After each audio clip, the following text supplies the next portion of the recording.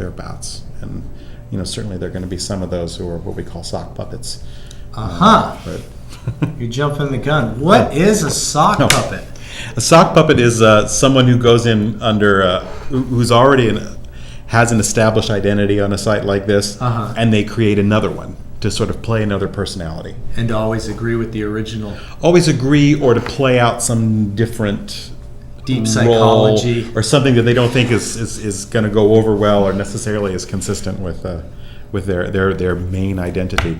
It's not like going into some kind of weird, scary chat room where people, you never know who you're going to talk to. For the most part, people are there because they want to. They want to interact. Right. And they're not interested in hiding behind a different identity. But sometimes someone who's there, maybe they really don't like somebody else, so they'll create another identity to come in and go after them, and not run the risk of getting banned themselves. Okay, so.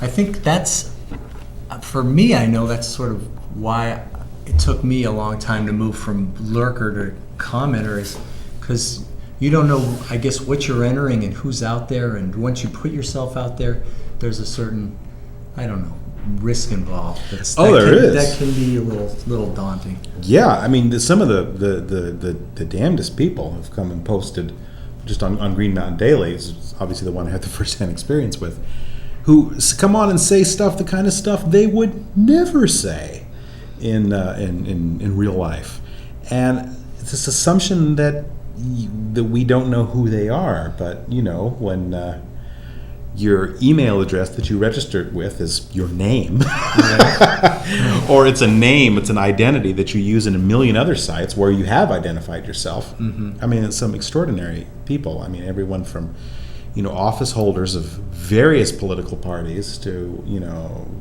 folks in the administration, and all kinds of people have popped up and posted strange things that they really should have thought about before posting. So it's not truly anonymous. You should never assume that anything on the internet is anonymous. For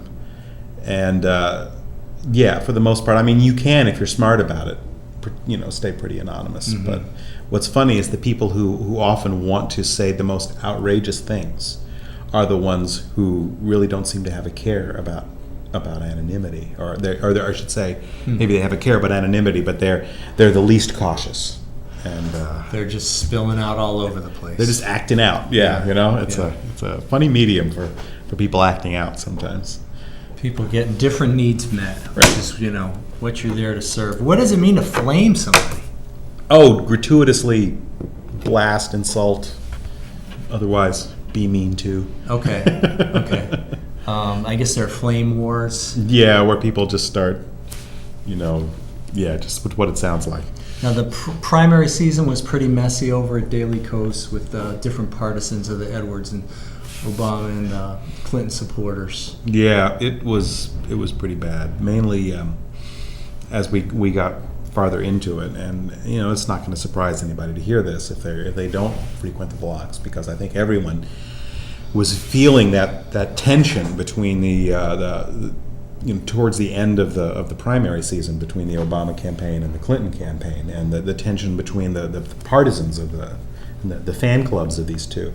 And I think one of the things that's interesting about this medium, and by which I don't just mean the blogs but the internet in general, is communication happens so quickly that things can escalate and de-escalate and escalate again in such incredible time and with such incredible intensity that it's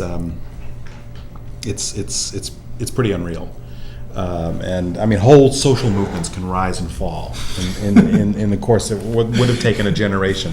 So things got really hot and heavy. Yeah, definitely. Right now, Kos is going through a lot of hand-wringing about Tim Russard's death, and some people posting how he was, aided and abetted the Iraq War, and people saying, "Wait a second, this is not the time for that." And there's just been this really strange back and forth of people getting nasty, and it's when I stay away and then I go back and then I find out something really neat. I would have had to read 8 newspapers to find out what learned in 15 minutes there, and Well, these sites brings me right back. They become like almost less like reading a column and more like some sort of convention floor. Especially the sites like Coast, and hopefully the sites like Green Mountain Daily, where people are bringing in stuff from all over the place. And if you stand there and you look around, you'll have all kinds of stuff from the traditional media, the best of the traditional media often, and often the worst, just as a sort of object example there, brought to you for your consideration and your discussion with other people. And it's very cool when it works.